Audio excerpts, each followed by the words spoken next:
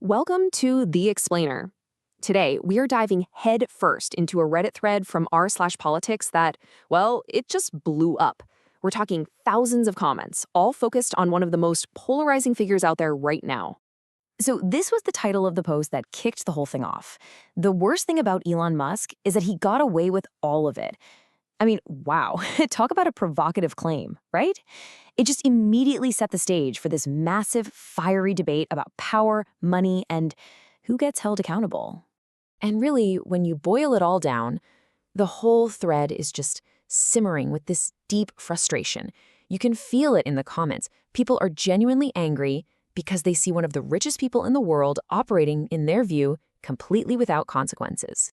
So to back this up, users started building a case, right? And they pulled from, well, everywhere. They're talking about everything from supposedly buying the 2024 election and using X as a propaganda machine to being what one user called the richest welfare king because of all the government contracts. And then there's the environmental stuff with Starbase and even accusations of promoting a Nazi image. It's a long list. All right, so let's unpack that a bit. How do these Redditors think he actually wields all this power? Because, it's one thing to have a ton of money. It's another thing entirely to use it to influence things, and that's what they're really digging into here. So one of the biggest arguments that keeps popping up is this idea of the welfare king. That's the term a commenter used. The whole theory is that his massive wealth, we're talking over $500 billion according to one user, isn't just from being a genius inventor. Nope. They claim a huge chunk of it comes directly from government contracts and subsidies, basically public money. And oh man, did they talk about the Twitter deal? Users went back and forth retelling that whole dramatic saga. But the way they tell it, it wasn't some 4D chess move. It was more like he made this meme offer, tried to back out, got sued, and was basically forced to go through with it to avoid losing $1 billion deposit and getting hit with a court order. A trap of his own making, according to them. Right, so for a lot of people in this discussion, the why he bought it is way more important than the how. The prevailing theory you see is that he didn't just buy a company, he bought a mouthpiece, a purpose-built mass propaganda machine to control the conversation. So if he really got away with all of it, like the post says, the next logical question is, well, how? Who's responsible? And that's exactly where the conversation goes next, the blame game. And this is where things get really fascinating. The thread just splinters in all these different directions. Everyone's trying to figure out who's to blame for this lack of accountability. And let me tell you, the answers are all over the place. And look at this. The blame isn't just pointed in one direction. Not at all. A huge chunk goes to politicians. But then you've got a big slice for the public, the system itself, even the media. It just shows this really deep, widespread distrust across the board. Nobody's getting a free pass here. Yeah, and this one comment really sums up a lot of the political anger. You have one user saying Republicans don't want to hold him accountable because they're in on it, and Democrats are too spineless to try even if they get the chance. So basically, one party is complicit and the other is just ineffective. A pretty bleak view of politics, right? But then others completely flipped it around. They looked right at the public, at themselves, really. This one commenter put it perfectly.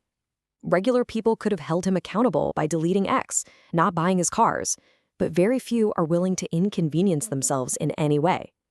So the argument is, hey, we have the power, we're just not willing to use it if it's, inconvenient. And that kind of thinking leads us to the next big part of this whole debate. It stopped being just about his actions and started getting personal. People began deconstructing the man himself, his persona, his character, the whole nine yards. And you really see this split in how people view him.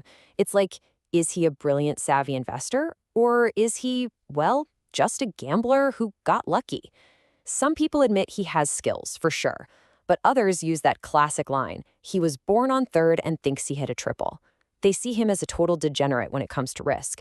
Someone who just happened to be extremely lucky and started with a huge advantage. I mean, this quote just says it all, doesn't it? He's basically the human equivalent of someone winning the lottery and then writing a memoir about how smart he is. That just perfectly captures that skeptical view. It totally dismantles the whole self-made genius story. Someone even shared this little anecdote from the real world. They said they saw Tesla cars in Kentucky with Friends of Coal license plates, and they used that as an example of how his whole public image has been, in their view, rebranded. The irony, right? A green energy car being adopted by the pro-coal crowd. It suggests a major shift in who his brand appeals to now. Okay, so just when you think everyone is on the same page, that the verdict is in, a counter-narrative starts to bubble up. People start pushing back, challenging that original headline. They're asking, wait a minute, has he really gotten away with it? And the most common rebuttal was so simple, just 2 words: so far. Over and over again, you see this comment, so far. It's like a little act of defiance, a reminder from these users that the story isn't over yet. The final chapter hasn't been written. And probably the biggest point of straight-up disagreement was that very first claim from the headline, that he bought the election. Did he really? That question just set off a whole other firestorm of debate, with people throwing around all sorts of numbers and facts.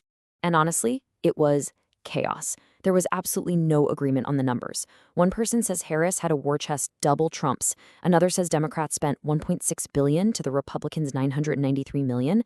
And then you get this wild claim that Musk alone spent $44.3 billion. The numbers are just all over the map. It's a perfect example of how misinformation can just cloud the whole discussion.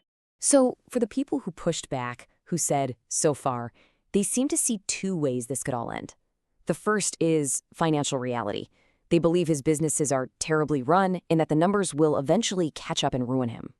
The other path?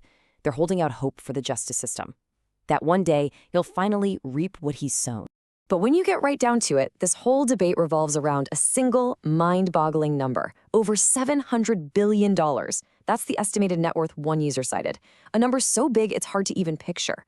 And with that kind of money, as they put it, you can literally alter history with what is to you just pocket change. So what's the big takeaway here? It's not really about finding a simple good or bad label for one person. What this Reddit thread really gives us is a snapshot of how we, as a public, are grappling with this new era of billionaire power. It's all in there: the anger, the confusion, the hope, and this really deep uncertainty about who's actually in charge. And it all leaves us with one massive question, doesn't it? In this digital age, with all the shouting and all the outrage online, does any of it actually lead to real-world accountability? That's the question at the heart of this entire debate. And honestly, it's one nobody seems to have the answer to yet.